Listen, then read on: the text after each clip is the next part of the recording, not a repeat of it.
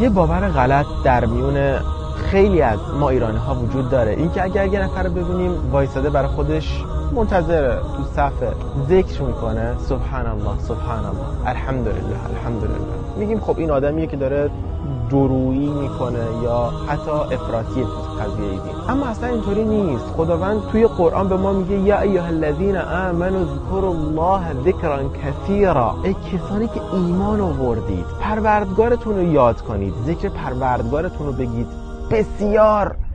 ابن عباس میگه خداوند تمام عبادت‌هایی رو که برای ما مشروع کرده براش حد و مرز تعیین کرده و در صورت این که نتونیم اون عبادت رو انجام بدیم هم رخصت‌هایی رو داده مگر ذکر. مگه میشه کسی خدای خودش رو دوست داشته باشه و به زبون نیاره همیشه و با پروردگار خودش صحبت نکنه و یاد پروردگارش رو نکنه؟ نمیشه والله.